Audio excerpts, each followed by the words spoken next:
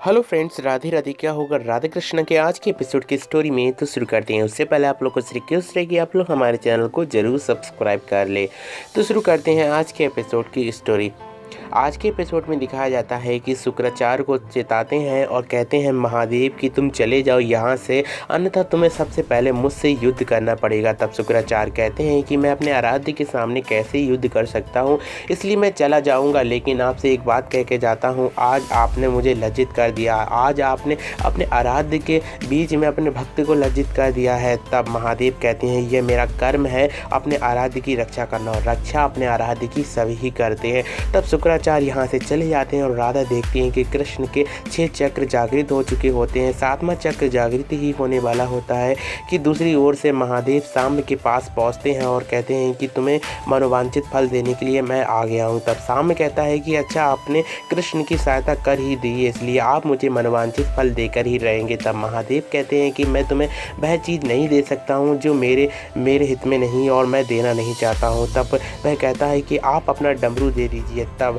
महादेव मना कर देते हैं। तब वह कहता है कि दधीचि की ऋषि की हड्डियों से बना हुआ डमरू दे दीजिए। तब महादेव उसे उसका डमरू दे देते हैं और वह वज्र के समान होता है। दूसरी ओर कृष्ण का 7वां चक्र जागृत हो गया, यानी कि पूर्णता से कुंडलिनी जागृत हो जाती है। इधर से महागौरी कहती हैं महादेव से कि आज मुझे यकीन हो रहा है कि राधा ने जो भी कृष्ण से कहा था वह सब ठीक है। राधा कृष्ण को पूर्ण रूप से जान जाएगी और राधा का स्थान क्या है वह भी राधा जान जाएगी। यह बात को सुनते हुए महादेव कहते हैं कि हाँ, ठीक कह रही हो गौरी।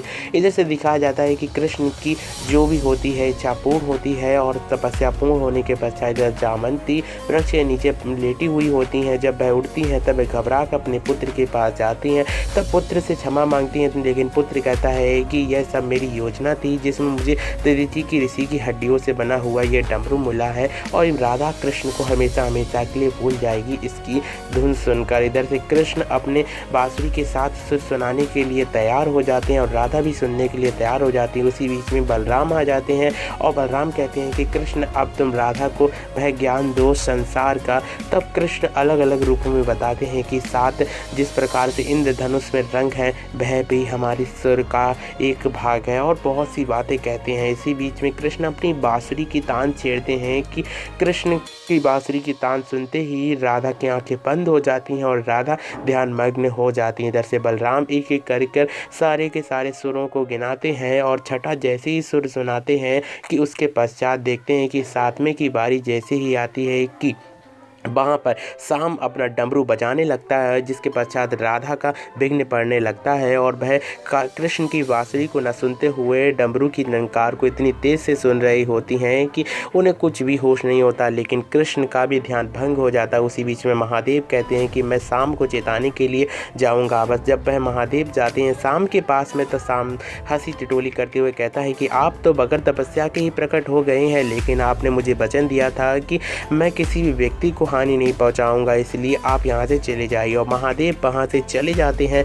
इधर से राधा बेहोश हो जाती हैं और कृष्ण उन्हें पकड़ते हैं। तब राधा को जब होश आता है तब राधा कहती हैं कि आप कौन हैं और आपको मुझे छूने का दुस्साहस कैसे हुआ। और आज का एपिसोड ख़त्म हो जाता है। फिलहाल अगले हफ्ते में आप लोग देखेंगे कि राधा जो होंगी द्वारिका से जाने के लिए होंगी और कहेंगी कि क्या संबंध है आपका मेरे संग, इसलिए मैं द्वारिका को छोड़कर जा रही हूँ और ये प्रेम का ढोंग और स्वांग छोड़िए और मैं जा रही हूँ। और कृष्ण की आंखों से आंसू निकलने लगते हैं और देखना यह होगा कि राधा कृष्ण का यह नया नज़ारा कैसे लगता है राधा कृष्ण की भूमिका में। तो जानने के लिए देखते रहिए राधा कृष्ण। या ऐसा हो सकता है राधा बरसाना जा रही हैं, तो आप लोगों को एक बार फिर से रिवाइंड वाइड जो भी चीज़ें होती हैं राधा के बरसाना की वह फिर से दिखाई जाए और कृष्ण भी अपने ही रूप में फिर से बरसाना जाए और राधा को जब याद आए तब वह हमेशा हमेशा के लिए कृष्ण के संग गौलोक चली जाए। ये ऐसा भी हो सकता है तर्क। तो फिर से मिलेंगे एक नई अपडेट के संग राधा कृष्णा के।